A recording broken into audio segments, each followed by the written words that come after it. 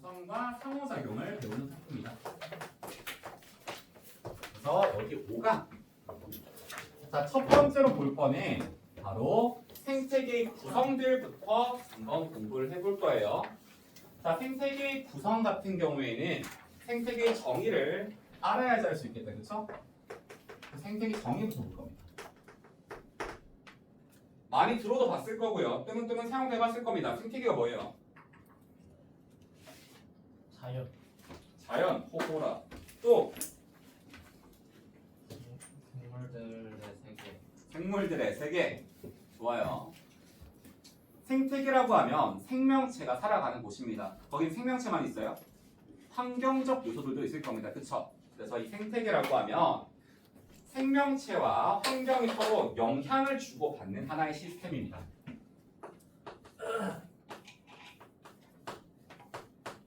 생명체와 환경이 서로 영향을 주고받는다. 우린 그거를 상호작용한다라고 표현을 해요.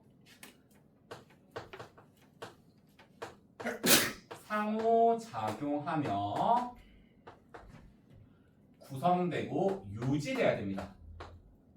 유지되는 하나의 시스템을 생태계라고 이야기를 합니다. 여기는 한자 계를 영어로 풀었으면 시스템이에요.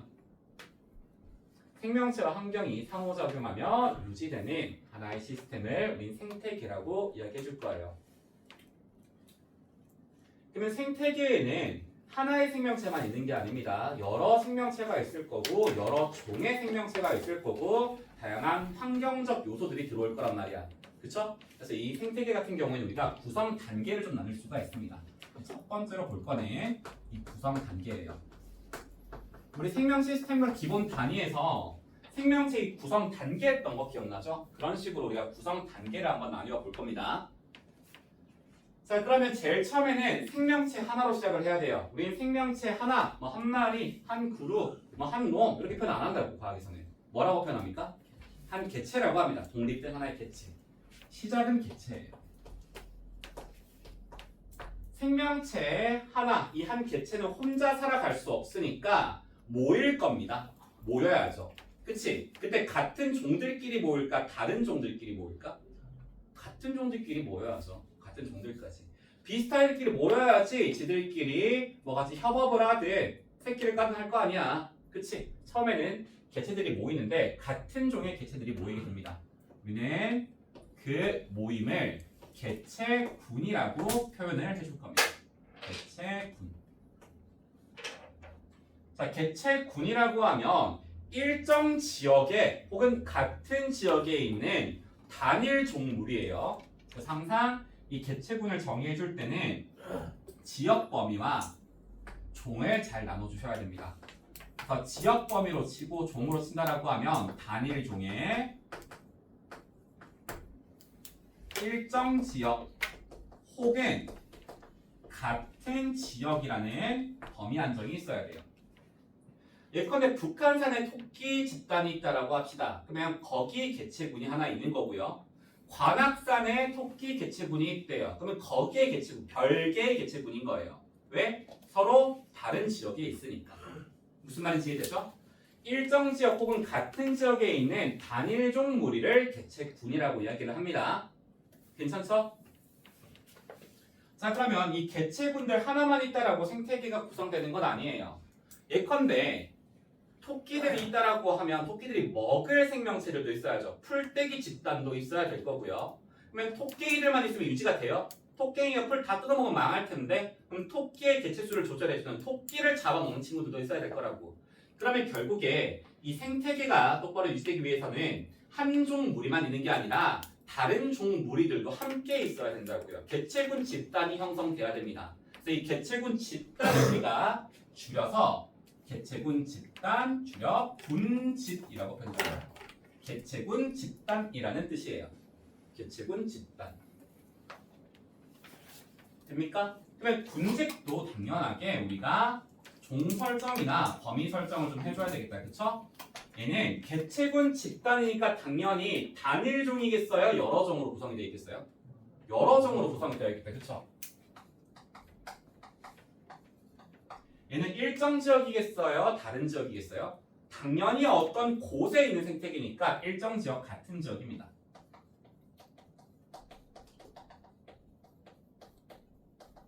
자, 군집이 형성되면서 먹이 사슬이 만들어지는 거예요. 그러면서 생태계가 유지될 수 있는 겁니다. 그럼 생명체들만 있다라고 해서 하나의 시스템이냐? 아니죠. 뭐가 들어와야 돼요? 다양한 환경, 비생물적 요소들이 들어와 줘야 돼요. 그럼 다양한 환경까지 있으면 비로소 우리가 이걸 뭐라 부릅니까? 하나의 생태계다라고 이야기해 줄 수 있는 겁니다.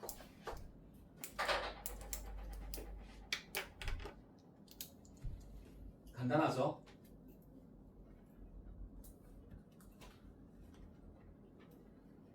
표기 너무 빠르면 여기 가세요, 여러분들.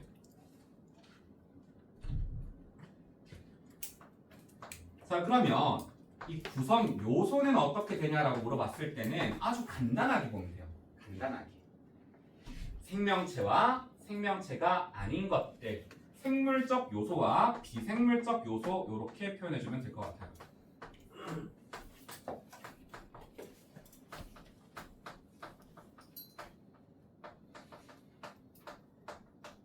생명체와 환경이다 정도로 이해하시면 됩니다. 괜찮아요?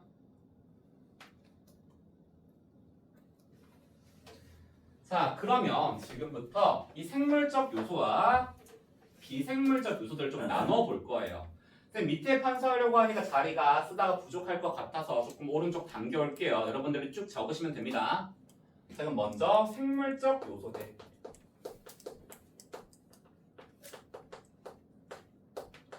얘들 한번 분류를 해볼 거예요.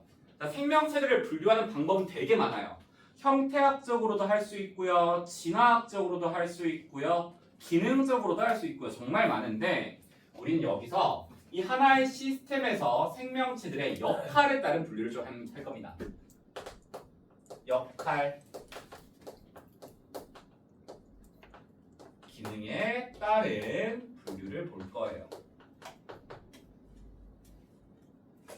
생태계 유지에서 생명체들의 각 역할이 있다라고 생각하시면 됩니다. 자, 이 생태계가 유지되기 위해선 반드시 에너지가 돌아다녀야 돼요.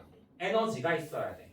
에너지가 지속적으로 유입되고 유입된 에너지는 반드시 이동을 해야지만 이 생태계라는 하나의 시스템이 유지가 될 수가 있습니다.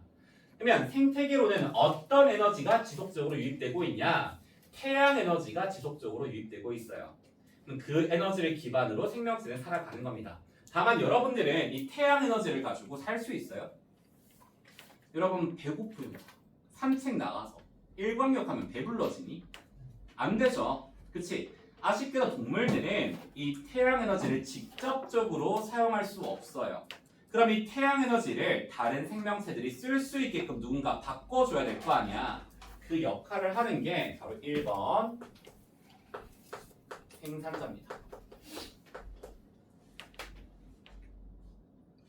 생산자가 그 역할을 해줘요.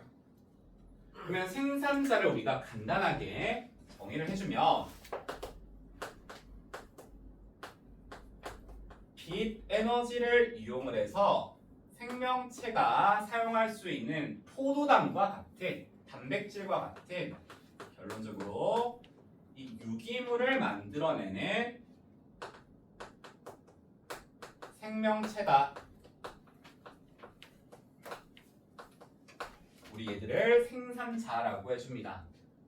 더 간단하게 정의를 하면요, 이 빛 에너지로 포도당 만드는 과정을 뭐라 부릅니까? 광합성 생물을 생산자라고 한다고요. 간단하죠? 그럼 여러분들 광합성 생명체 아는 것들이 있습니까? 식물. 아이 똑똑하구나. 식물, 풀떼기, 또 오로지 식물만 할 수 있어요. 벌레. 예?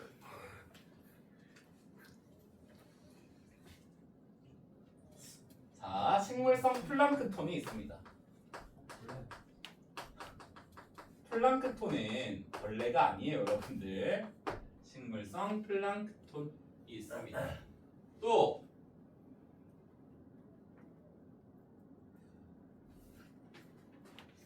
세균들 중에서도 하는 친구들이 있어요. 남세균이라고 있습니다.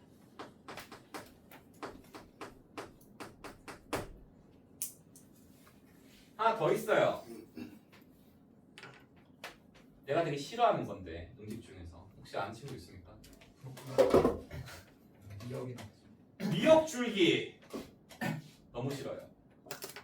미역줄기 좋아하는 친구 있어요? 손 들어봐요. 미역줄기 좋아해? 좀 봐봐. 미역줄기와 체크 스테이크가 있어요. 뭐 먹을 거야? 그렇지. 맛없는 겁니다. 지금. 선생님 근데 미역 식물 아닙니까? 아니에요. 해줘. 해조류는 식물이 아닙니다. 여러분. 해조. 아, 쌤이 예전에 대학원에 있을 때 일주일 동안 감금돼서 해조류만 먹은 적이 있거든요. 그 이후로 미역줄기를 안 먹습니다. 정말 끔찍해. 아직 그 식당 이름이 생생 해초맛이. 거기 미역만 파는 거예요. 아니요. 해조류로 만든 모든 반찬들이 나옵니다.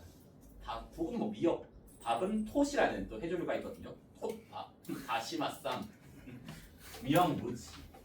무슨 이상한 해조류 김치도 있었는데, 뭐 청각김치였나? 그래 밥 안 먹어요.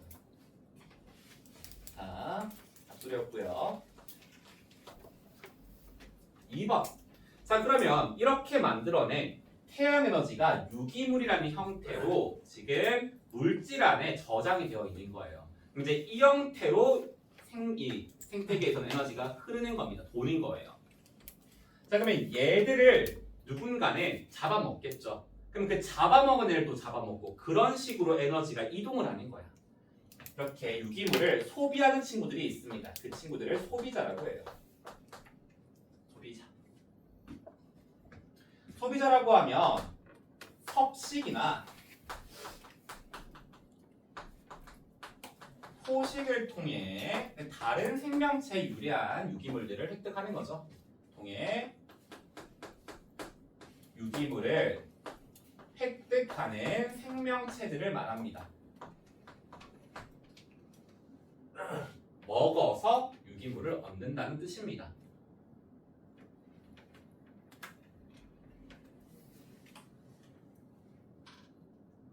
예시는 뭐가 있을까?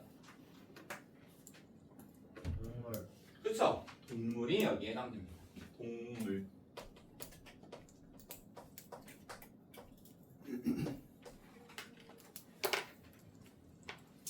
동물이 여기 해당돼요.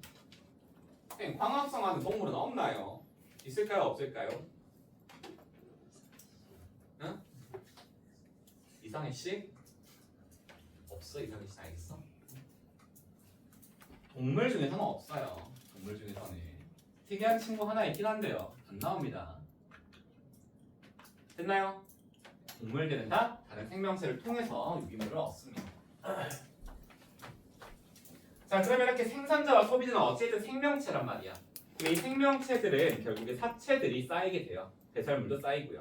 생명체는 어쩔 수 없이 유한한 수명을 가지고 있거든요. 그럼 이 사체랑 배설물들이 계속 쌓이면 결국에 이 생태계는 유지되지가 않습니다. 얘가 유지되려면 에너지도 지속적으로 들어오면서 흘러가야 되겠지만 물질의 순환도 일어나야 되거든요. 물질의 순환도.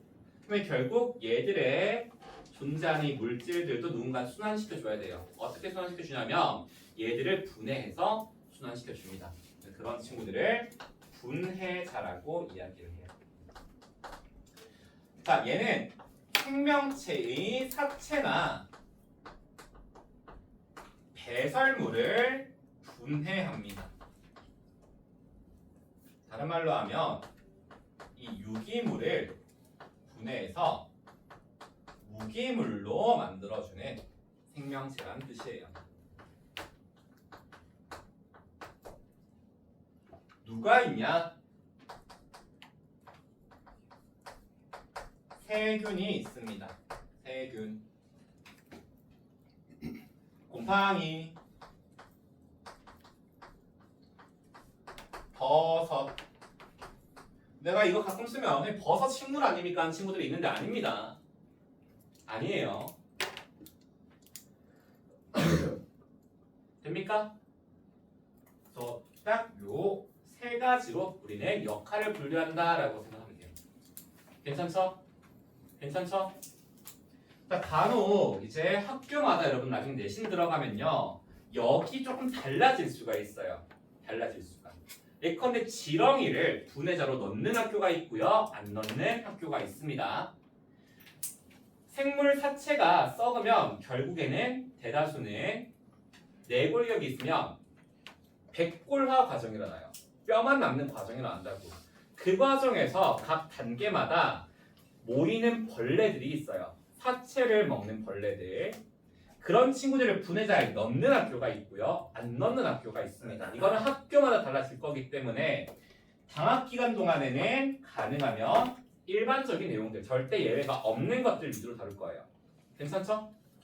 즉 예까지 해서 이렇게 세 가지로 볼 겁니다. 그럼 얘들 같은 경우에는 결국에는 영양소를 스스로 만드는 친구들과 다른 생명체로부터 양분을 얻는 친구로 나눌 수가 있거든요. 그래서 이렇게 서로 다른 또 관점으로 얘들을 다르게 분류도 한번 해줄 거예요. 어떤 식으로 분류해 줄 거냐면 생산자는 스스로 양분을 얻고 소비하는 생명체다. 그쵸? 그걸 영양이라고 하거든요. 그래서 스스로 독립적으로 영양을 하는 생명체가 독립영양생물이라고 불러주기도 합니다. 독립영양생물. 반면에 소비자나 분해자는 다른 생명체에 있던 유기물을 얻어서 그거 가지고 양분을 만들고 사용한단 말이야. 그러면 결국에 얘들의 양분은 다른 생명체에 묶여있는 형태인 거예요. 맞죠? 묶여있다라는 것을 종속되어 있다라고 표현하거든요. 그래서 소비자와 분해자는 우리가 묶어서 종속영양생물이다라고 이야기를 합니다. 종속영양생물이다라고 이야기를 해줘요. 됩니까?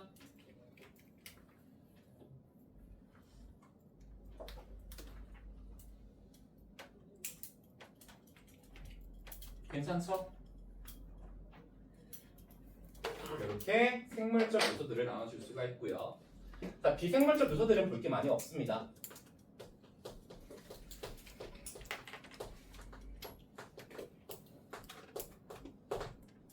자, 대표적으로 5가지 볼 겁니다. 아까 반드시 빛이 필요하다라고 했죠? 자, 빛이 있고요. 자, 생명체는 생명을 유지하기 위해서 몸 안에서 화학 반응이 일어나야 돼. 우리 생명체 내에서의 화학 반응은 뭐라고 부르죠? 예? 생명체 내에서 화학 반응. 네 글자. 이놈 새끼들아. 중간고사 떼잖아. 기말고사 하는 애도 있고. 어? 뭐라고? 좋아. 물질 대사라고 하죠. 물질 대사. 그러니까 쓸 뻔했네. 물질 대사가 일어나려면 반드시 뭐가 관여해야 돼요? 효소 관여해야 되죠. 효소는 단백질이기 때문에 온도에 되게 민감하거든요. 온도에 되게 민감해. 그렇기 때문에 생명체한테서 이 온도는 되게 중요한 환경적 요소예요. 비생물적 요소입니다. 온도가 있고요. 자, 여러분들 밥은 안 먹어도 한 3, 4, 5, 6, 7 다 버티거든요. 며칠 이상 버텨요. 근데 물은 안 먹으면요 3일 이상 못 버팁니다. 물은 생명체한테 너무너무 중요한 요소죠. 물이 있고요. 공기 없으면 죽습니다. 그렇죠? 공기. 그리고 생각보다 많은 무기물들 같은 것들은 토양 속에 있어요. 토양도 중요한 요소예요. 그래서 이 5가지를 대표적으로 비생물적 요소다라고 이야기를 합니다. 괜찮죠?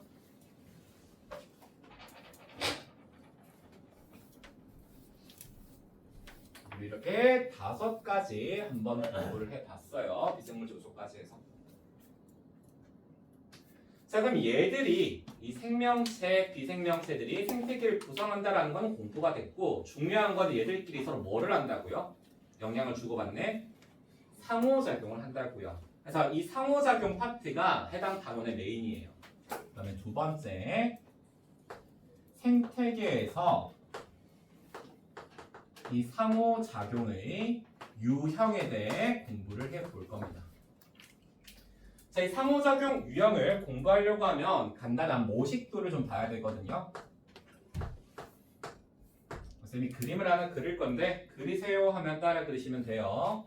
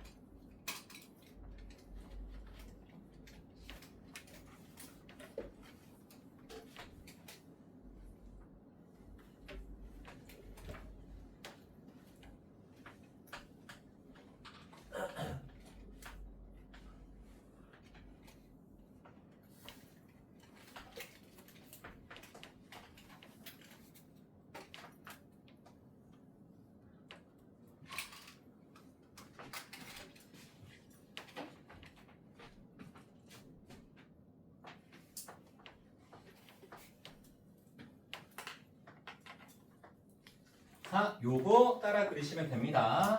이 안에서 막 화살표가 왔다 갔다 할 거고 번호 붙일 거거든요. 우리 만약에 필기 페이지가 이만큼 된다라고 하잖아요.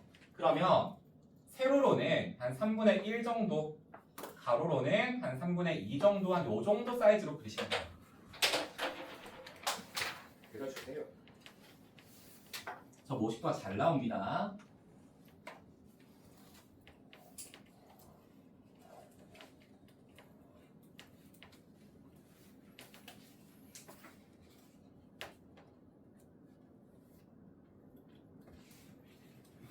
왼쪽이 무생물이랑 비생물, 비생. 환경을 적어도 돼요. 간단하게.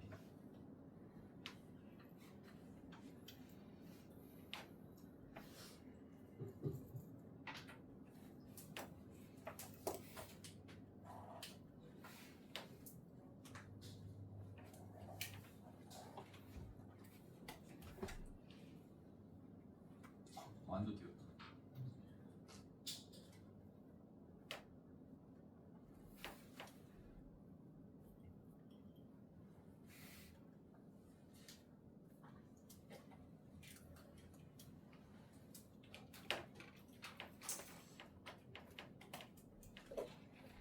떨어뜨렸어. 떨어뜨렸어. 아, 동그라미 줘. 떨어뜨렸어.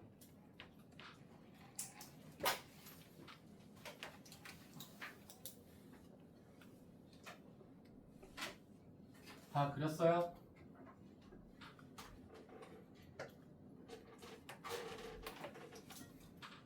자, 다 그렸으면 내용들을 조금 더 자세하게 볼 겁니다.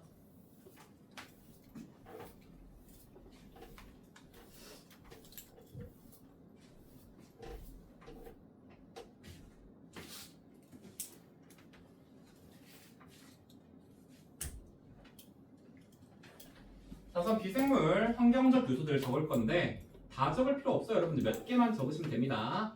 빛, 물, 공기 등등등 이렇게 적을게요.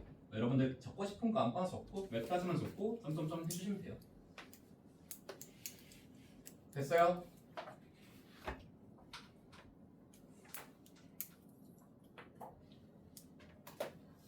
자, 그럼 봅시다. 자, 이런 다양한 환경적 요소들은 생명체들한테 영향을 줘요, 안 줘요? 주죠. 그치? 날씨가 추워지면 겨울잠을 자기도 하고 낙엽이 떨어지기도 합니다. 이게 환경이 생명체들한테 영향을 주는 거다. 그쵸? 맞지? 우리 이런 과정을 볼 건데 여기에 1번이라고 적어줄 거예요. 1.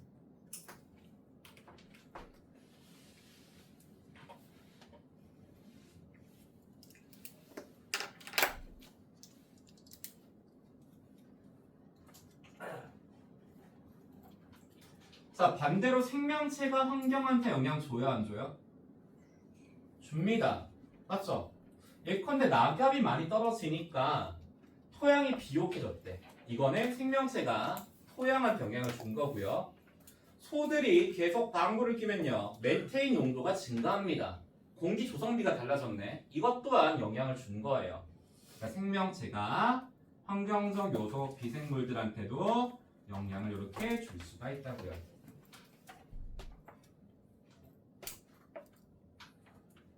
괜찮아요? 자, 그러면 생명체들끼리는 서로 영향을 줘요, 안 줘요? 줍니다. 그럼 여기에 보니까 쌤이 도형이랑 A랑 B라 표현됐죠. A 보면 세모들끼리 모여 있어요. 이 세모들, 각 도형들은 하나하나 개체를 표현한 거예요. 개체. 세모랑 동그라미 모양은 종을 의미하는 겁니다. 그 말은 즉 A 개체군과 B 개체군을 내가 나누어 놨다라는 거예요. 그러니까 같은 종들끼리 한 개체군에서 상호작용할까 안 할까? 당연히 하겠죠. 얘들 서로 상호작용을 할 수 있습니다. 당연히 여기서도 상호작용을 할 수 있겠다. 그렇죠? 이렇게 종들끼리 상호작용하는 것들 3이라고 해볼게요. 3. 쌤은 둘 다 했는데 공간이 없으면 하나만 하셔도 상관없습니다. 생명체들은 같은 종들끼리만 서로 영향을 주고받나? 그건 아니거든요. 서로 다른 종끼리도 영향을 주고받을 수가 있습니다.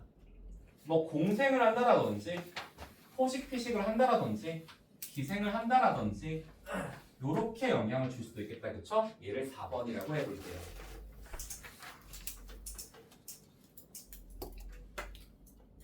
됩니까? 그래서 우리 이 1, 2, 3, 4번에 대해서 한번 공부를 해볼 거예요. 먼저 1번을 우리는 뭐라 불러주냐? 작용이라고 합니다. 작용. 이 작용의 예시를 외우는 친구들이 있는데 외우는 거 아닙니다. 딱 읽었을 때 바로 알 수 있어야죠. 얘는 뭐가 뭐한테 영향을 준다고요? 환경이 생명체들한테. 이걸 작용이라고 하고, 화살표 방향으로 봤을 때 반대가 있네. 그럼 뭐라고 해야 될까? 반작용이라고 해야죠.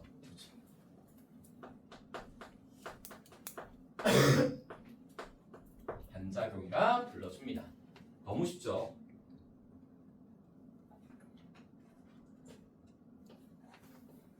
3번. 같은 종들끼리 상호작용을 하는 거는 다른 말로 표현했을 때 어디 안에서 작용을 하는 거예요?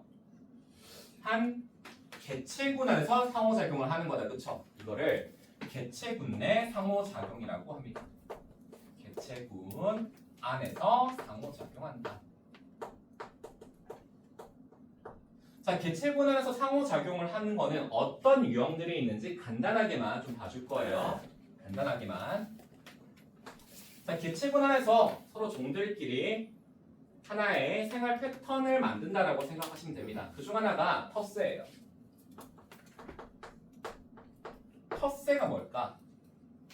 얘들 좀 독립적이야. 그러니까 지역을 설정을 해요. 여기 내 구역이야. 들어오면 죽여버릴 거야 하는 거예요. 대표적으로 호랑이 같은 친구도 있겠다. 그렇죠? 이런 걸 텃새라고 합니다. 자, 그리고 하나의 리더가 있고 나머지는 평등한 리더제라는 것도 있어요. 한 개체군에서 대장이 하나 있는 거야. 대표가 있는 거예요. 나머지는 다 평등하고 대표가 이 무리를 이끄는 거야. 그걸 리더제라고 합니다. 대표적으로 늑대나 아니면 기러기 같은 게 있어요. 보통 기러기 날아다니는 거 본 적 있어요? 앞에 한 마리가 있고요. 나머지가 따라다닙니다. 편대를 이루면서요. 묵형 덩어리 날아가는 게 아니라 이런 거를 리더제. 그리고 이렇게 리더 개체를 보통 생물학에서 이 생태학에서는 알파 메일이라고 부릅니다. 알파 메일. 자, 리더제랑은 조금 비슷한데 다른 게 있어요. 1등부터 꼴등까지 정해져 있는 집단 생활도 있습니다. 우리 그거를 순위제라고 합니다.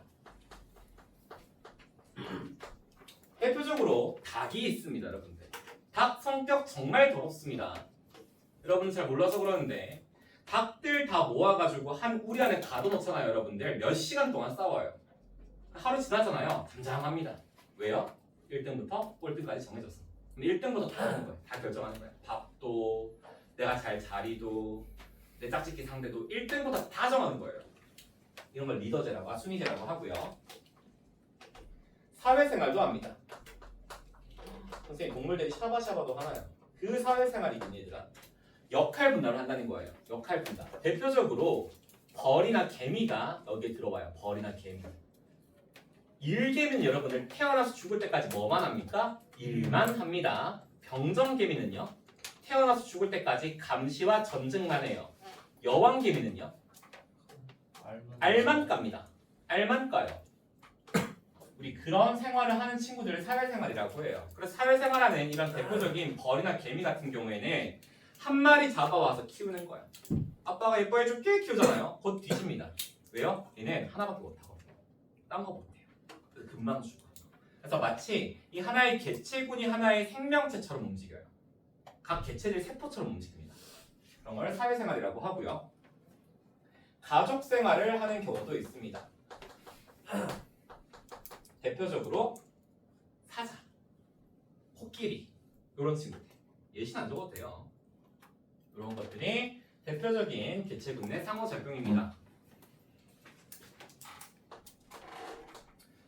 서로 다른 종들끼리도 상호작용을 하고 있다. 그쵸? 요거는 개체군 간이라고 표현할 수도 있을 거고요. 혹은 군집안이라고 표현할 수도 있을 거예요. 군집 내 상호작용.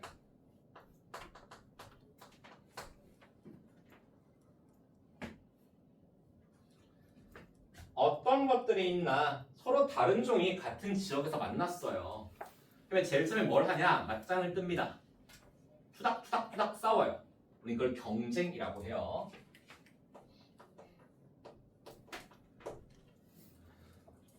경쟁. 경쟁을 하다 보니까 새끼 이거는 나와 동급이거나 혹은 그 이상이야. 그럼 계속 싸우면 어떻게 되겠어요? 둘 다 극심한 피해를 본단 말이야. 맞지? 그럼 싸우면 되겠어요? 안 되겠어요? 안 되고 싸우다가 잠시만 우리 평화협정을 맺는 게 어때? 하고 평화협정을 맺어요. 우린 그거를 서식지 분리 분서라고 이야기를 해요. 자기가 사는 공간이나 활동 시간대를 나눠서 공유하는 거예요. 이런 걸 분서라고 해요. 분서. 혹은 같이 보니까 옆에 있는 친구가 좀 착해. 같이 시너지가 좀 맞아. 콩짝이 맞아. 그러면 우리 같이 공생할까 하고 공생을 하기도 하고요. 같이 살아보니까 좀 새끼 멍청한 것 같아. 내가 잘 이용해 먹으면 얘 등골을 좀 빨아먹을 수 있을 것 같아. 그럼 기생도 합니다. 혹은 그냥 내 먹이네. 포식비식도 해요. 우리 이런 거를 개체군 간 혹은 군집 내 상호작용이 일어나고 있다라고 표현합니다. 자, 3번과 4번에 통합과학에서 이런 예시가 있다 정도만 기억하시면 돼요. 이런 예시가 있다 정도만. 얘들은 언제 나중에 빡빡하게 배우냐면 2학년 1학기 생명과학 생태계 파트에서 빡빡하게 배웁니다. 빡빡하게. 그럼 통합과학에서는 뭐를 배워야 되겠어요? 3, 4번이 아니면 1, 2번을 배워야 되겠다. 그쵸? 그래서 우리는 이 1, 2번을 메인으로 배우게 됩니다. 3 작용 반작용 내용을 좀 빡빡하게 볼 거예요. 자, 이 작용과 반작용은 작용이 뭐 있는지 쭈루루룩, 반작용이 뭐 있는지 쭈루루룩 하고 배우는 게 아닙니다. 이게 작용인지 반작용인지는 여러분들이 문장을 읽고 해석하면 바로바로 나와요. 이거 공부하고 있으면 안 돼. 그럼 여기서 이 작용과 반작용의 핵심은 뭐냐면 어떤 비생물적 요소와 생물적 요소가 서로 상호작용을 하고 있냐는 겁니다. 그래서 여기서 배우는 작용과 반작용은 빛과 상호작용을 하는 예시, 온도와 상호작용을 하는 예시, 물과 상호작용, 공기와 상호작용, 토양과 상호작용을 하는 예시들에 대해서 배울 거예요. 여기서부터 조금 내용들이 많아지거든요. 계속하면 여러분들 중간에 끊어질 것 같아가지고 이건 10분 쉬었다가 안 쉬고 쭈르륵 나갈 겁니다. 작용과 반작용들 볼 겁니다. 이 작용, 반작용에서 첫 번째로 볼 환경적 요소들, 비생물적 요소는 뭐냐면 빛입니다. 빛. 빛은 생명체들한테 엄청 중요해요. 엄청 중요해. 빛과 관련이 깊은 거는 동물, 식물 중에서는 식물이거든요. 식물과 관련된 예시 3가지와 동물과 관련된 예시 1가지만 볼 거예요.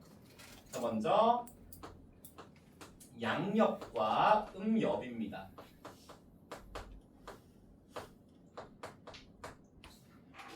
밝은 곳에 있는 나뭇잎, 식물 잎과 어두운 곳에 있는 잎이라는 거예요.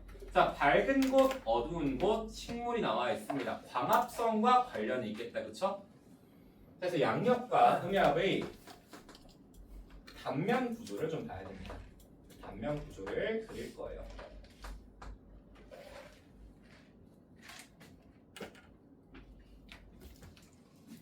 단면 구조를 그릴 거야.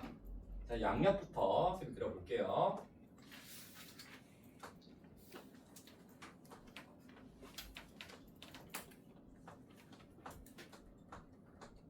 핵도 그려야 세포들입니다. 세포. 잎을 잘라놓은 거예요. 이렇게 보는 겁니다. 그리고 이렇게 어떤 관도 있네요.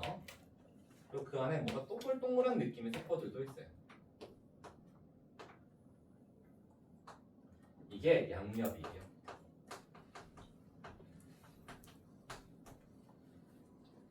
자, 그럼 음옆들도 있겠다, 그쵸? 음옆들도 한번 그려볼 겁니다. 음옆에 이렇게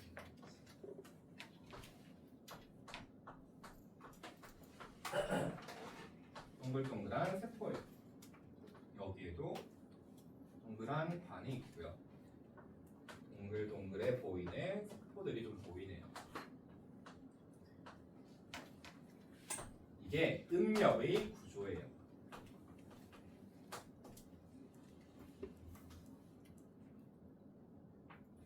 자, 그럼 여기에 지금 우리가 이렇게 구조체들, 세포들이 있는 것처럼 보이는데 각각이 뭔지 한번 이름을 붙여봅시다. 자, 우선 여기 이 네모네모한 친구들 있죠? 이 세포들 마치 울타리처럼 생겼다라고 표현을 합니다. 그래서 얘들을 우리가 울타리 조직이다라고 표현을 해요. 이 네모네모한 친구들을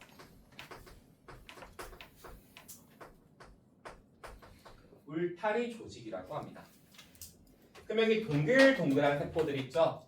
얘들은 잎에서 고기 부분이다라고 표현을 해요. 그래서 엽육세포라고 합니다. 혹은 조직.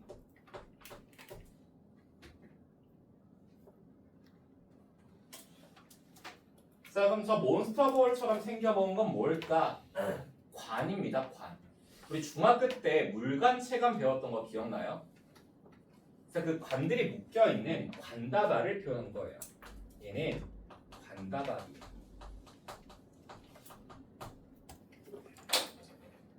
자, 그럼 도대체 울타리 조직이 지금 두 잎에서 차이가 난다, 그쵸? 왜 차이가 날까?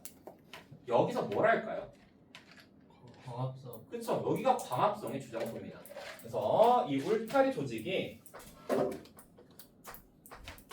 광합성이 주로 일어나는 장소예요.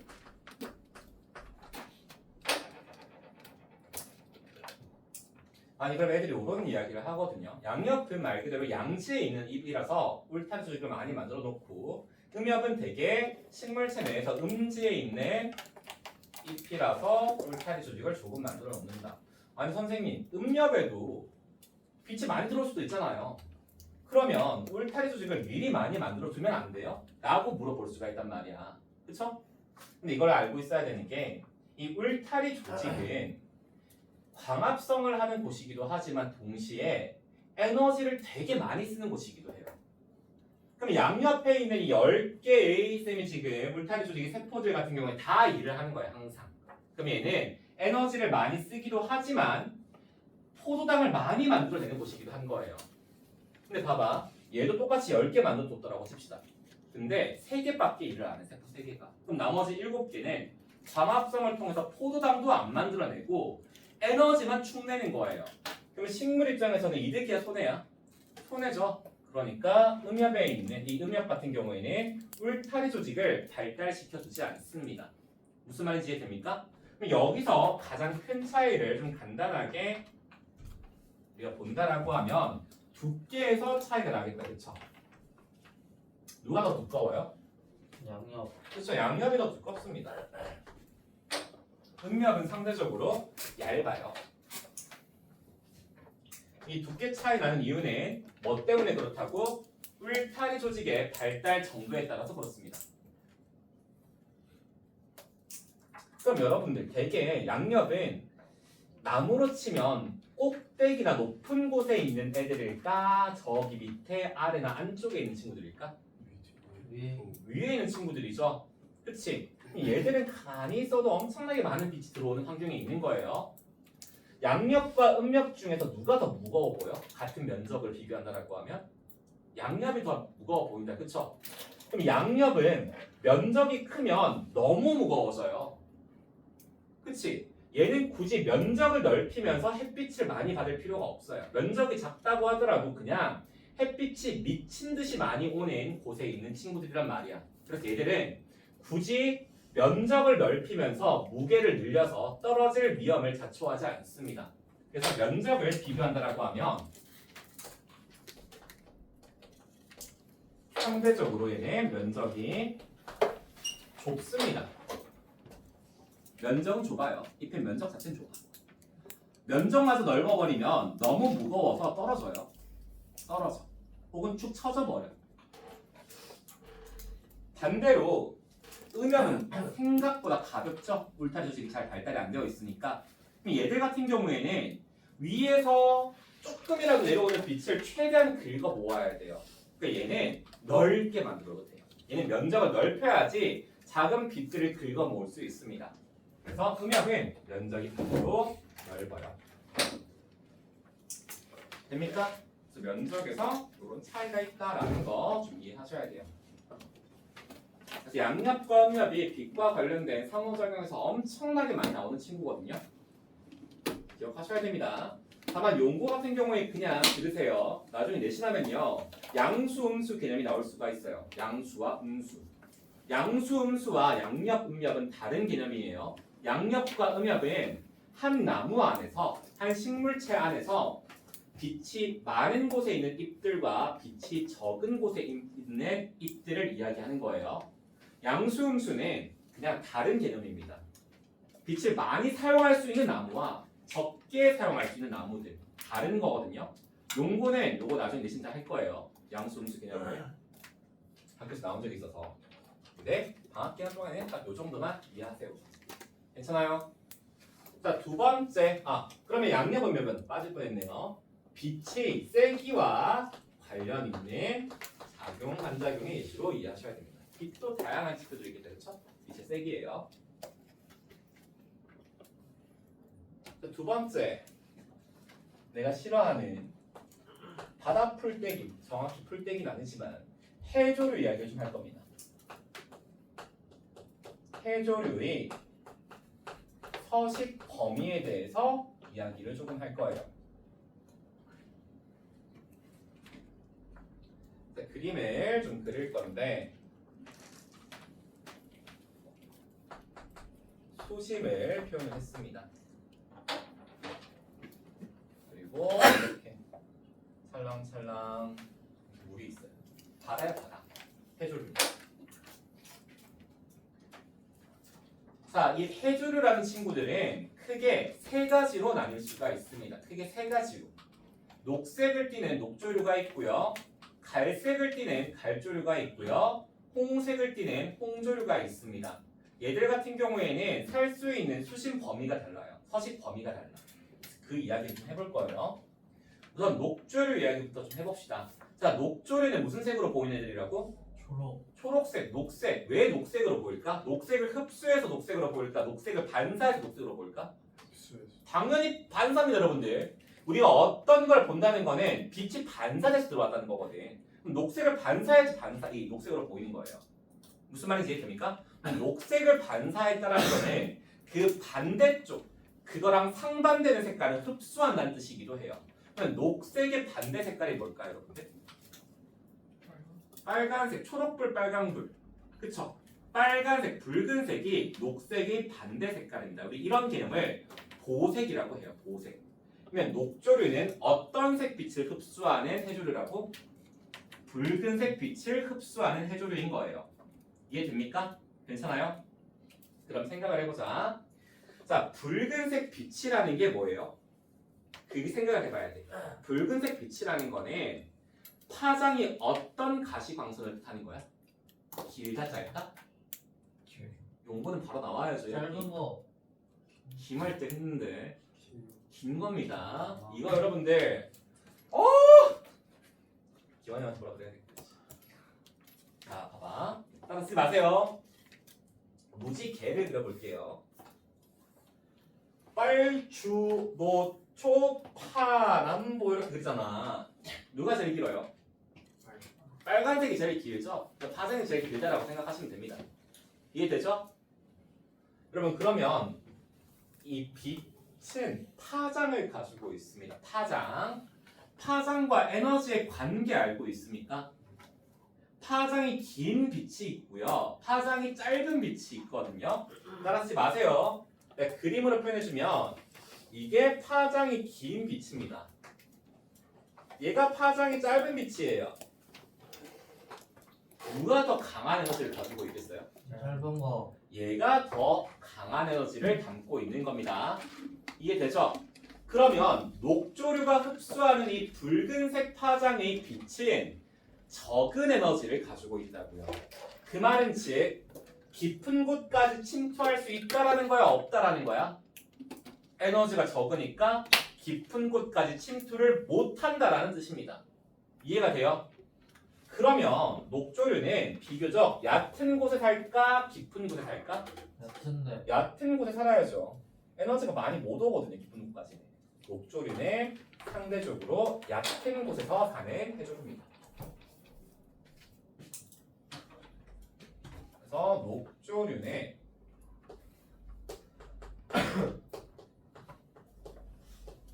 붉은색 파장의 빛을 흡수를 하다 보니까 깊은 곳에서는 살 수가 없어요. 깊은 곳에서는 붉은색 파장의 빛이 안 들어오거든요. 됩니까? 간단하죠? 암기하지 마시고 이해하세요. 알고 있는 녹조류 있어요? 미역. 바다 풀떼기들 중에서 초록색, 미역, 또 산호초. 뭐라고? 잘못 들은 건가? 뭐야? 근데 뭐로 붙은 거예요? 알고 있는 것을 해주려 하는 거? 사실 니들 해주려 아는 거 말해보라고 하면 세 개밖에 없잖아요. 케일. 다시마. 뭐 K를? 뭐? 다시마 또 김 알고 있습니까? 없죠? 그치? 미역 무슨 색깔이에요? 다시마는요? 김은요? 그쵸? 아닙니다 여러분들. 셋 다 초록색 아니에요. 예 할 텐데. 저가 어제 먹어서 봤습니다. 초록색이에요. 라고 말하겠지만 아닙니다. 자 여러분들 이건 그냥 들으세요. 그냥 과학 상식 같은 거야. 자 엽록소라는 게 있어요. 엽록체는 엽록소라는 색소를 통해서 빛을 흡수합니다.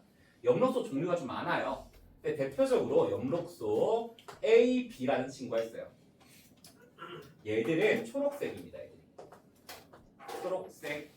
엽록소 A와 B는 초록색이에요. 그 다음에 카로티노이드 계열 색소가 있고요. 크산토필 계열 색소라는 친구들이 있어요. 얘들이 보통 황색이나 붉은색이에요. 황색이나 붉은색. 쓰지 마세요. 들으라니까. 자, 엽록소 A, B의 특징이 뭐냐면 얘는 열에 강합니다. 열 저항성이 있어요. 다만 저온에 약해요. 쓰지 마라. 그러면 황색이나 붉은색을 띠는 카로티노이드 계열이나 크산토필 계열 애들은 열에 약합니다. 근데 저온에서 파괴되지 않아요. 저온 저항성이 있습니다. 여러분들이 먹고 있는 미역, 다시마, 김은요 굽거나 삶거나 찌거나 조리한 겁니다. 그러면 초록색 얘는 살아남아 안 살아남아? 살아남죠. 열저항성이 있으니까. 근데 얘들은요 뒤져버려요. 그래서 초록색처럼 보이는 겁니다. 이해됩니까? 자 우리 가을 겨울 되면 단풍 들죠. 얘들이 뒤져서 그래요. 얘들은 살아남고요. 그래서 단풍이 되는 겁니다. 무슨 말인지 이해되죠? 아니 선생님 그러면 저희가 먹고 있는 김, 미역, 다시마는 무슨 색입니까? 우선 미역과 다시마는요 갈색입니다. 갈조류라고 해요. 갈조류. 자, 갈조류는 붉은색보다는 조금 더 짧은 파장, 황색 파장을 흡수해요. 그럼 나머지 빛들을 내보내거든요. 그러면 그게 섞여서 약간 똥색처럼 보입니다. 갈색처럼. 그래서 얘는 황색 파장의 빛을 흡수합니다.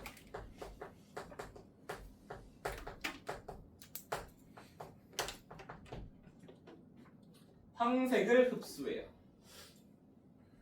황색은 붉은색보다는 파장이 짧기 때문에 조금 더 깊은 곳까지 갈 수 있는 거야. 그래서 조금 더 깊은 곳에까지 서식할 수 있습니다. 그럼 여러분들이 가장 많이 먹는 해조류인 김은요, 홍조류라고 부릅니다. 김이 빨갛다고요 하는데 니들이 먹는 건 구운 김이라니까. 니들 생김 보잖아요. 붉은색 띄어요. 생김을 이렇게 위에 형광등에 비춰보면 붉은색기가 납니다. 붉은색. 이걸 홍조류라고 해요. 홍조류. 참고로 여러분들 생김 맛 없습니다. 여러분들이 먹는 김은요, 그 생김을 굽고 참기름 바르고 거기에다가 맛소금도 때려서 바삭바삭하니 맛있는 거예요. 그냥 생김은 질겨요. 비린내도 나고요. 그래서 우리가 알고 있는 김은 홍조류다. 홍조류는 보통 청색광, 청자색이라고 하는데 이렇게 이해하기 좀 편하겠죠. 청색 파장이 빛을 흡수합니다. 그러면 결국에 해조류의 서식 범위는 빛의 파장에 따른 작용 반작용의 이치예요. 됩니까?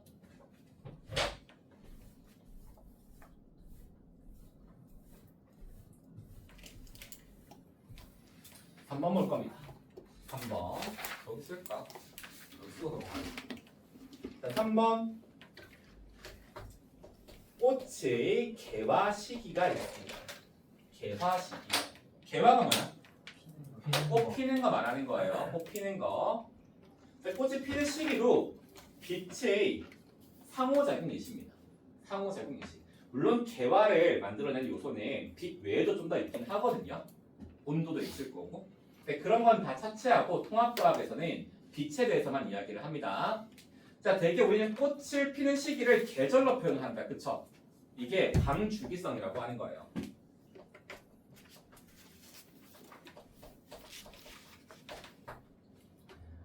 자, 따뜻할 때 피는 꽃이 있습니다. 정확히는요, 해가 길 때 피는 꽃이 있고요, 해가 짧을 때, 밤이 길 때 피는 꽃이 있어요.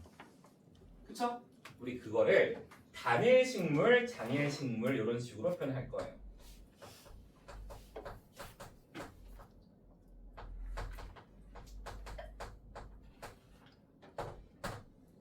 자, 단일식물을 우리가 해석을 해볼게요. 단은 짧다라는 겁니다. 1은 뭐예요? 1. 하루. 하루. 해. 해는 해가 짧을 때 개화하는 식물이란 뜻이에요. 아, 그럼 얘는 빛을 조금 받았을 때 개화하는구나 라고 이해를 한다고요. 글자만 보면 아닙니다. 그게 중요한 게 아니에요. 얘는 반대 개념으로 가야 돼요. 해가 짧을 때 꽃을 피우는 게 아니라 밤이 길 때 꽃이 피우는 거예요. 선생님 말장난 아닙니까? 라고 생각하죠. 그치? 아닙니다. 잘 드세요. 단일식물은 연속적인 안기가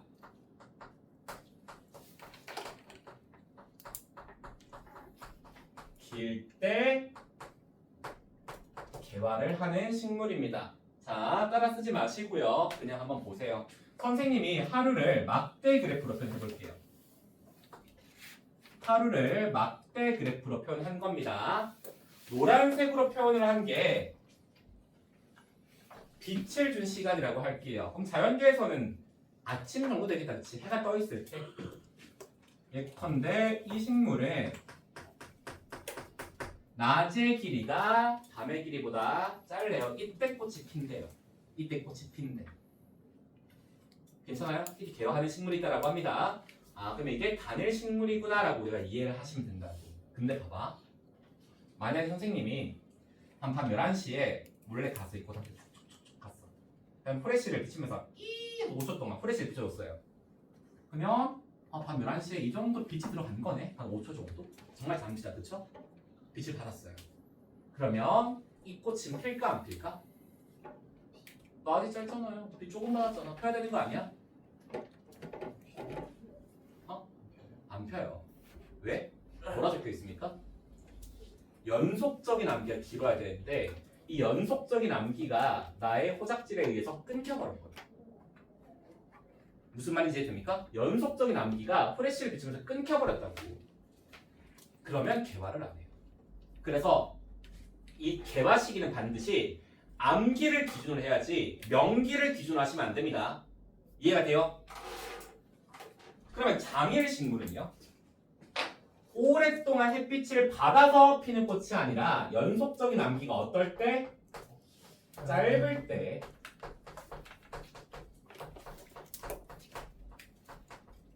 개화하는 식물을 뜻해요. 더 작은 디테일이지만 이런 개념들을 정확히 하셔야 돼요. 됩니까? 너무 쉽죠? 선생님이 식물만 있습니까? 동물은 없나요? 동물 하나 있어요. 동물 개념은 하나 나와요. 하나. 그거 좀 할 겁니다. 4. 동물의 번식 시기. 자, 일반적으로 동물들의 번식 시기는 어떤 계절인지 알고 있어요? 봄. 봄 혹은 겨울. 예? 겨울. 가을입니다. 되게 일반적으로 봄 혹은 가을이에요. 근데 이게 빛이랑 상관이 있다? 자, 동물들은 짝짓기를 언제 해요? 눈 맞으면 합니까? 아닙니다. 얘들 같은 경우에는 몸에서 짝짓기와 관련되어 있는 성호르몬이 활발히 분비될 때 보통 짝짓기를 해요. 아무 때나 하는 게 아니고요. 자, 그럼 그거랑 빛이랑 무슨 상관이냐? 자, 그러면 그 호르몬들이 어떤 조건에서 나오냐면 안구로 들어오는 빛의 세기와 시간에 따라 가지고 호르몬 양이 결정됩니다. 근데 봄과 가을은 어때요? 공통점이 있거든요. 낮의 길이가 같은 시기들이 있어요. 그치? 그래서 봄이나 가을에 성호르몬이 가장 왕성히 분비가 되고 그때 일반적으로 짝짓기가 일어난다는 거예요. 대부분 포유류가 그렇습니다. 그럼 우리도 포유류죠. 그래서 사람은 뭐를 탑니까? 봄과 가을을 타는 거예요. 그래서 이번엔 광주기성의 예시입니다.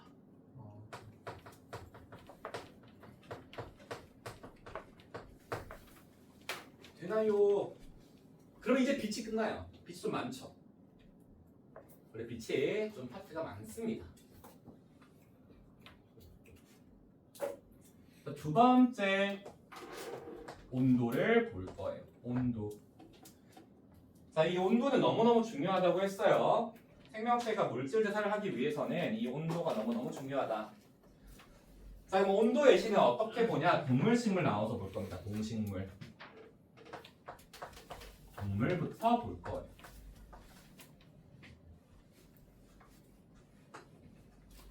동물.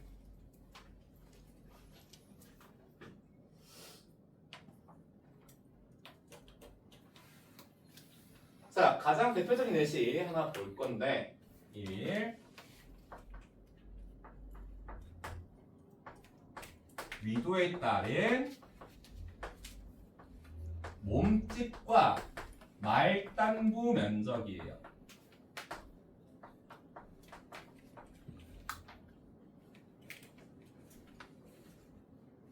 위도에 따른 몸집과 말단부 면적입니다.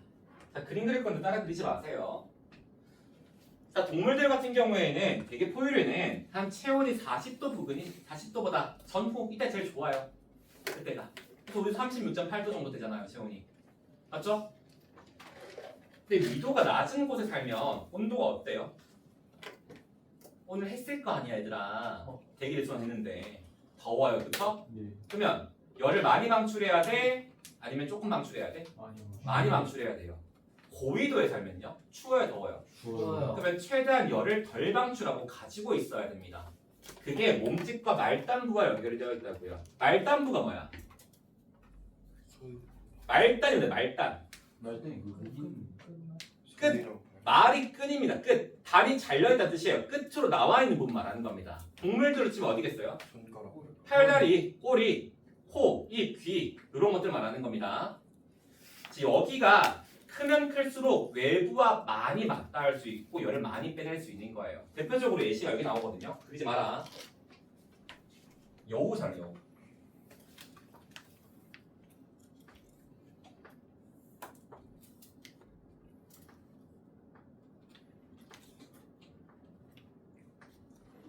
이게 뭐예요? 이게 뭐니? 여우. 무슨 여우? 사망. 근데 누가 봐도 사망 여우잖아, 그렇죠? 북궁 여우도 한번 그려볼게요. 내가 북궁 여우 그릴 때마다 선생님 그거 개입니까 곰입니까 그러던데 여우입니다.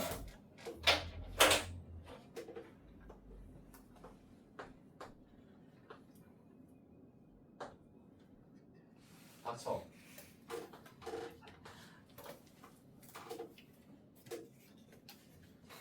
북한 여우.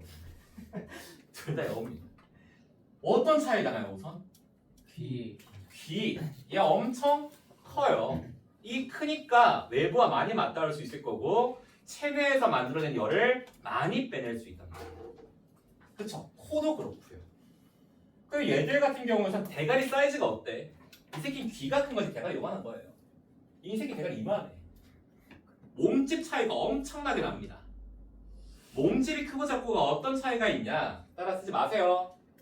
자, 내가 추운 날 작은 종이컵에다가 끓는 물을 넣어두고요. 이만한 버켓에다가 끓는 물을 넣어둘 거예요. 뭐가 먼저 식겠어요? 고민하면 안 됩니다. 얘가 먼저 식겠죠. 왜? 작잖아. 연용량이 작다라고 표현합니다. 이거를. 연용량이 크니까 얘네 늦게 빠져나가요. 표면적도 얘가 훨씬 더 비율로 봤을 때는 작은데. 그래서 덩치가 크고 말단부가 작을수록 열이 덜 빠져나가고요. 덩치가 작고 말단부가 클수록 열이 잘 빠져나가는 거예요. 이해됩니까? 안녕 얘들아. 난 잘 그린다고 생각하는데. 자, 그러면 저위도에 사는 친구들 상대적으로 고온에서 사는 친구들입니다. 그쵸? 몸집이 어떻고요? 작아요. 작고요. 말단부의 면적은요? 커요. 커요.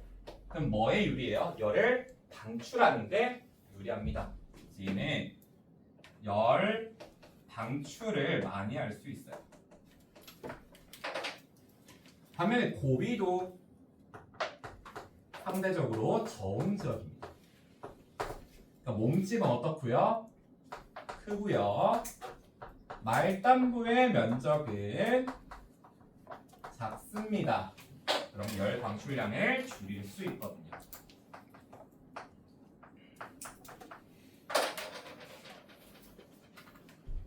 쓰시면 돼요. 비슷한 예시가 또 호랑이도 있어. 호랑이. 벵갈 호랑이 알아요? 벵갈 호랑이? 되게 날씬하고 좀 작습니다. 호랑이 치고는. 되게 우리 조상님들은 저거 보고 쫄았나? 푸붓하는데 우리 조상님이 보고 쫀 호랑이는요. 벵갈 호랑이가 아니라 시베리아 호랑이입니다. 벵갈 호랑이는 되게 저기 동남아 쪽 정글에 사는 호랑이고요. 걔도 크긴 크지만 시베리아 호랑이가 백두산부터 왔다 갔다 했던 러시아까지 왔다 갔다 하는 그 호랑이거든요. 따라 그러지 마세요. 벵갈 호랑이가 이만하잖아요. 시베리아 호랑이 이만합니다. 이만해요. 그러니까 같은 호랑이인데 그래요. 유전적으로는 둘이 새끼 깔 수 있습니다. 같은 호랑이에요. 근데 얘는 상대적으로 저위도, 얘는 상대적으로 고위도에 사니까 몸집이 다른 거예요. 러시아 사람들이 큰 이유도 그런 거예요. 됩니까? 첫 번째 예시가 유도에서는 몸집 말단부고요. 두 두 번째 호랑나비 계절형이 있습니다.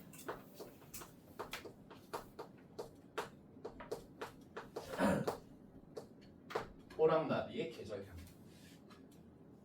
호랑나비 알아요? 호랑나비. 나비인데 유명한 나비예요. 자, 얘는 봄에 태어나는 친구가 있고 여름에 태어나는 친구가 있습니다.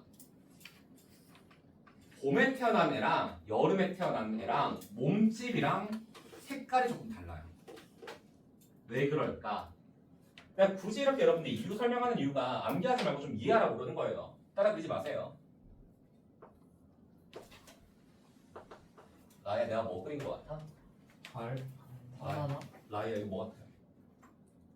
나뭇잎. 날개 날개. 수연아, 뭐 같아요? 발. 내가 지금 뭐 가르치고 있어, 얘들아? 호랑나비. 태인아, 뭐 같아? 뭐 같아? 어? 말고. 오빠 아니야?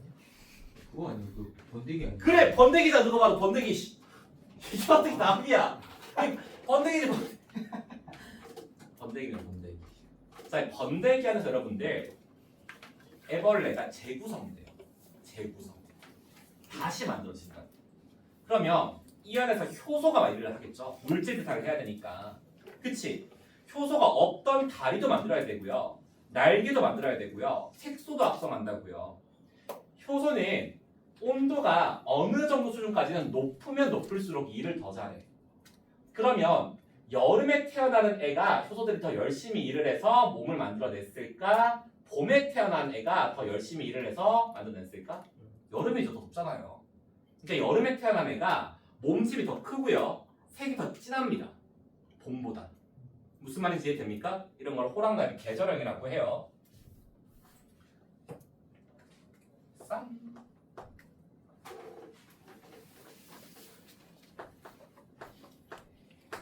변온동물 예시들이 있습니다. 자, 여러분들은 변온동물이에요? 정온동물이에요? 변원. 변원. 정온입니다. 자, 변온이 뭐예요? 변원. 변해요. 환경에 맞게 막 변. 그럼 환경에 맞게 변하시면 안 돼요. 내가 윤호를 저기다가 이 찬물에다가 집어넣어놨어. 그럼 꺼내면 이제 윤호는 10도짜리로 변해요. 그럼 죽어. 그치? 윤호를 쌤이 저희 70도 되는 습식산화에 넣어뒀어요. 그럼 윤호는 70도가 돼요. 그럼 죽는다고. 대기 몇 도로 유지해야 돼요? 36.8도씩 그 기준에서 움직여야 된단 말이야. 그래서 우리는 그 내에서 체온이 움직이는 정온동물이라고 표현합니다. 이해돼요? 근데 변온동물들은 그럼 어떻게 해야 돼? 되게 어떤 게 있을 것 같아요? 파충류들. 파충류들이 여기에 해당돼요. 파충류들. 그럼 얘들은 기본적으로 추우면 어디로 가야 돼? 따뜻한 곳으로 가서 널브러져 있습니다. 더우면요? 추운 곳으로 가서 널브러져 있어요. 대표적인 예시로 이런 것들 있잖아요. 뭐 여러분들 그 동남아 가면 베트남인가? 태국인가? 어디지? 그 아고쇼 왔는데? 그 베트남. 아무튼 아고쇼 알죠, 여러분들? 그 어떻게 합니까? 아고한테 입 벌리고 있으면 대가리 넣었다 뺐다 넣었다 뺐다 하는 거잖아요. 이거 훈련해서 그래? 아고 이놈 새끼 여러 훈련할 것 같아요? 아닙니다. 그냥 그 내부 공간의 온도 조절하는 거예요. 그러면 아고 덥잖아. 그러면 본인의 체에 있는 온도 빼내야 될 거 아니야. 그러면 입 벌리고 있는 거예요. 아. 그러면 거기에 대가리 넣었다 뺐다 하는 거예요. 근데 막간나무가 갑자기 간식이 들어오네 하고 닫아버리면 얘 뒤지는 거예요. 무슨 말인지 이해되죠? 카멜레온도 비슷한 예시가 있습니다. 카멜레온 같은 경우에는 색깔을 막 변화시킬 수 있다. 근데 카멜레온 더워요. 더우면 어떻게 해야 돼? 어떤 색깔을 바꿔야 될까? 밝은 색, 어두운 색? 밝은 색은 많이 반사하지, 그치? 그럼 추워. 그럼 어두운 색으로 바뀌면 돼요. 그런 예시가 있습니다. 그리고 딱 하나만 더 할 거예요. 겨울잠. 자, 이 겨울잠 예시 같은 경우에는 사실 개구리나 벌레 같은 경우랑 곰 같은 경우랑 나뉘긴 합니다. 근데 둘 다 온도 때문에 자는 건 똑같아요. 온도 때문에. 개구리 같은 경우에도 보통 파충류 같은 경우, 양서류 같은 경우에 겨울잠 자거든요. 얘는 왜 자요? 체온이 떨어지면 거의 죽은 상태로 바뀝니다. 가서 상태로 바뀌어요. 왜? 체온이 너무 떨어지면 효소가 일을 못합니다. 그래서 얘들은 겨울잠을 당하는 거예요. 근데 곰은 어때? 어기적 나가 먹을 게 없잖아. 먹을 게 없네. 그냥 몰라 잠이나 자라고 자는 거예요. 그리고 따뜻하게 깨어나가지고 잠 먹는 겁니다. 이해되죠? 참고로 여러분들 곰 되게 만만하게 보는데 우리나라 곰 얼마네요? 반달 가슴 곰? 성만 이만해요. 좀 맞짱 뜨기 수 있을 것 같지 않아? 곰이 할길 때 위빙 치고 발 준 다음에 또 이길 수 있다. 약간 그쵸? 좋습니다 여러분들. 일본에 있는 곰이나 한국에 있는 곰이나 되게 아종이고 비슷한 곰이거든요. 일본에 겨울잠 자고 일어난 곰한테 성인 남성 7명이 찢겨 죽었습니다. 등산하다가. 진짜요? 이만해요. 이만하다고. 굶었다고. 걸어와서 새끼 족밥이나 하다가 7명이 찢겨 죽었어요. 지리산에 많아요. 최근에 실제로 문제가 되고 있습니다. 지리산에 우리 곰을 지켜야 하고 풀어놨거든요. 복원했어요. 너무 많아졌어요. 그럼 지리산에서 곰 만나면 어떻게 해야 돼? 피해야 돼요. 피해야 됩니다. 맞짱 뜨면 안 돼요. 여러분들 뒤져요. 알겠죠?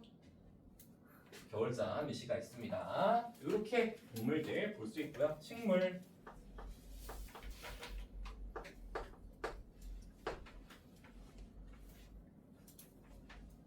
식물 예시 두 가지예요. 첫 번째가 털송이 풀. 자, 털이라는 게 왜 있을까? 이거 수렴 지나긴 한데 털이 왜 있어요? 체온 유지하려고 있습니다. 이것도 그냥 듣고 이해하세요. 쓰지 마라. 여기가 피부예요. 이게 외부고요. 자, 그럼 피부 근처에 이렇게 털이 나 있잖아. 동물들 같은 경우에는. 그치? 피부는 열을 만듭니다. 맞죠? 그럼 피부 근처는 외부 멀리 떨어진 곳보다 더 따뜻할 거라고. 이 피부 근처에 이 따뜻한 공기들이 숨어 있어요. 따뜻한 공기들. 그럼 대류에 의해서 빠져나가려고 하는데 누가 방해하고 있어요? 털이 방해해요. 그래서 체온이 유지되는 거야.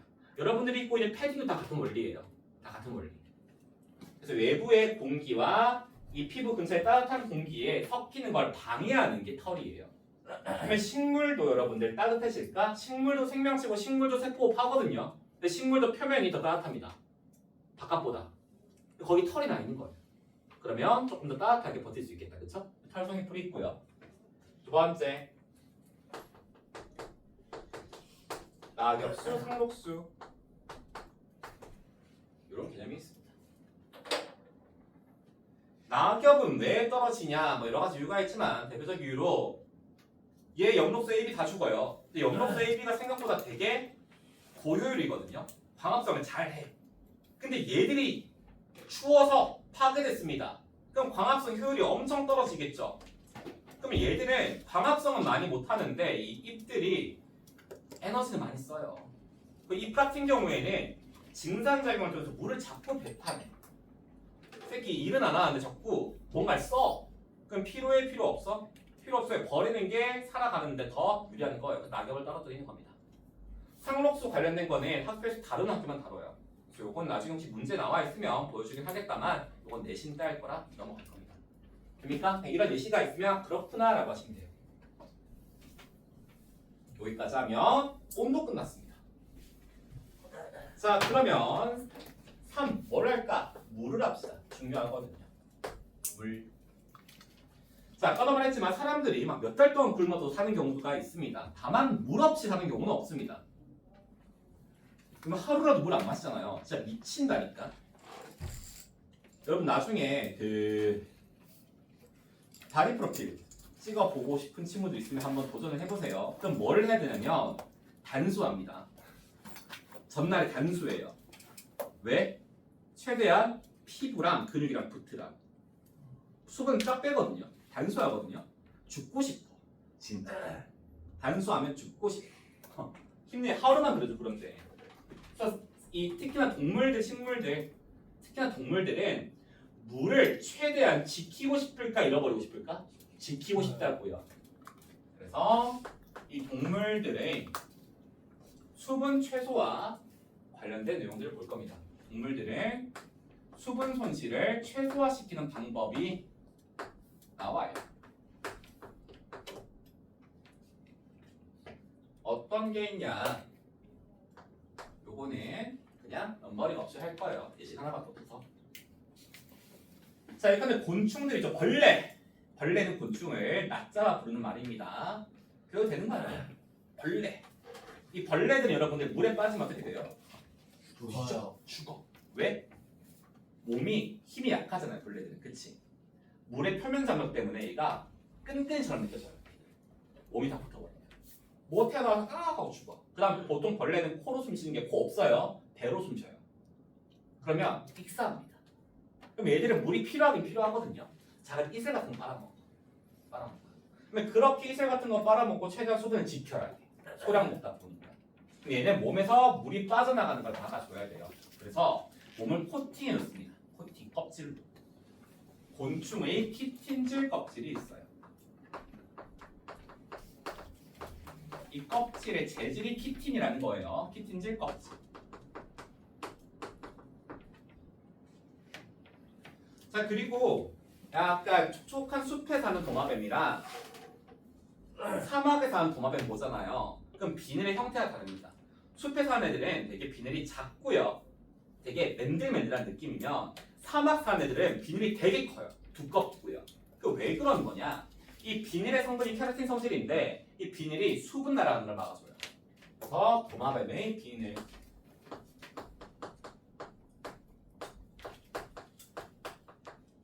하나만 더 할 겁니다.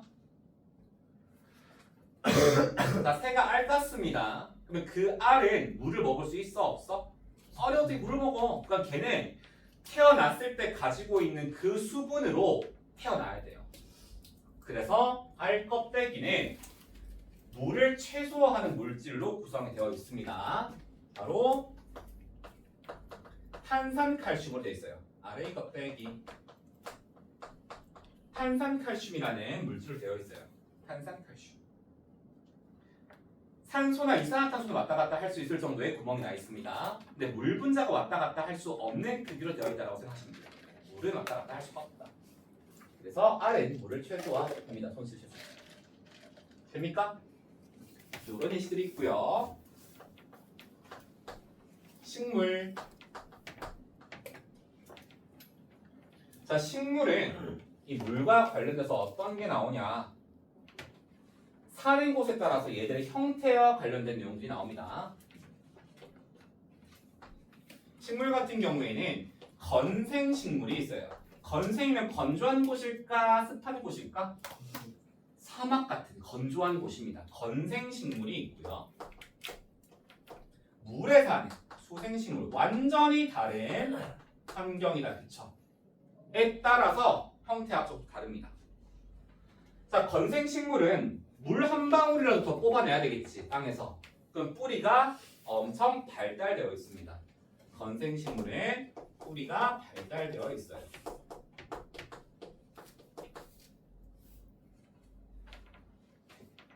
자, 잎은 뒷면에 입술 모양의 공변세포라는 게 있고요. 거기서 증산작용을 통해 물을 밖으로 빼냅니다. 얘들 물 빼내면 돼야 안 돼? 그러면 잎을 발달시켜야 돼? 퇴화시켜야 돼? 퇴화시켜줘. 맞죠? 퇴화시키는 걸 떠나가지고 얘는 더 작게 어느 정도 수준으로? 가시 수준. 잎을 가시 형태로 바꿔놨어요. 그럼 얘는 혹시 모를 우기나 땅에 있는 물을 흡수하면 흥청망청 써야 돼? 저장했다가 조금 써야 돼? 저장했다가 조금 써야 되겠죠? 물을 저장하는 조직이 발달되어 있습니다. 물을 저장한다라고 해서 저수라고 합니다. 저수 조직이 발달되어 있어요.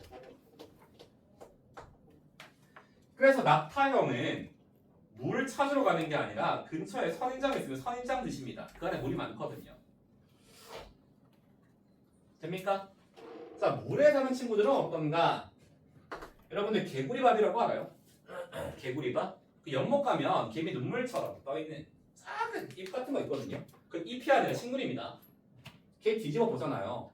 이렇게 생겼거든요. 까보면요, 뿌리 이렇게 돼요. 뿌리가 이 뿌리예요. 얘들 뿌리를 굳이 발달시킬 필요가 있어요? 없죠? 물론 강한 물살에 떠 내려가지 않게 땅에 박고 사는 친구들이랑 다릅니다.